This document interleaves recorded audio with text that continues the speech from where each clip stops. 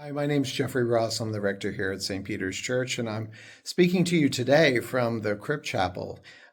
During the renovations that went on during COVID, during phase one of Open Door, we were able to create this lovely space down here below the altar on the crypt level. We call it the crypt level because you may not know this, but when the third church building was built here at St. Peter's Square, part of it was built on top of existing graves, and from time to time, they surface up and I rebury people.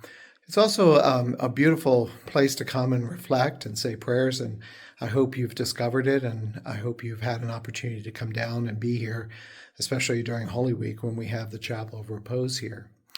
The reason why I'm talking to you from this place is because I want to talk to you as your rector and raise two very significant concerns with you. And they arise from two different situations that have happened recently.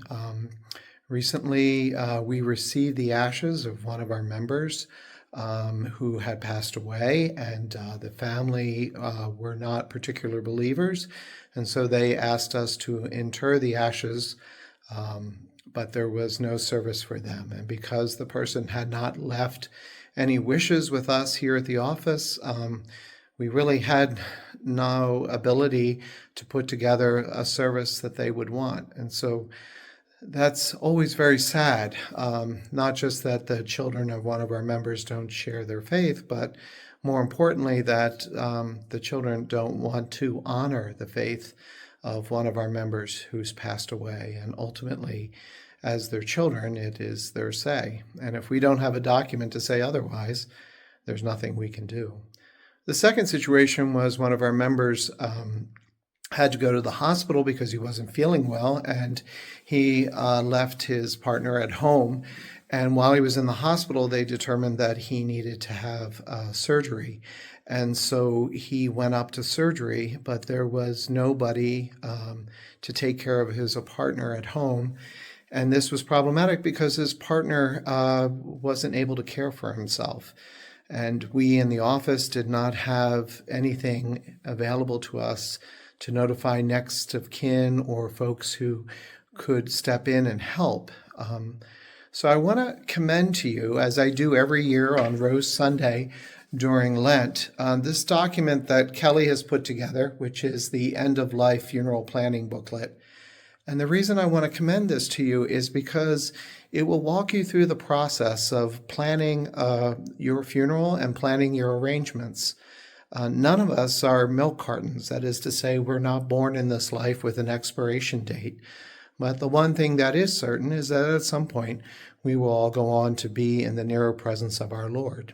Yet, in the meantime, it's good for us to make plans and arrangements. So I'm asking you as your rector, I'm actually begging you as your rector and as your friend and as your priest, please get one of these documents from the office, fill it out and make your arrangements known.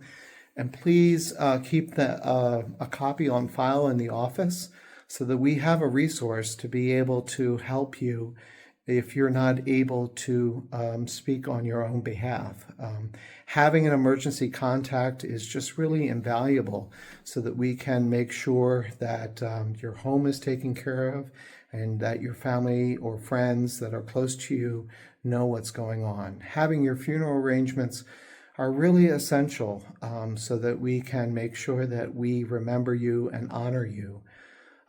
And so as you come to church, I hope you'll come down here and visit this chapel. It's a wonderful space. But I hope while you're here, you'll also reflect as you're in the crypt upon our own mortality, and that ultimately none of us gets to stay here forever. And as page 445 of the Book of Common Prayer reminds us, it is our responsibility to make provisions and to make plans. We all think that it'll happen to somebody else, and we'll have time to think it through. But I'm here to tell you that the time is now. I have my plans on file at the office. I have my funeral all planned out.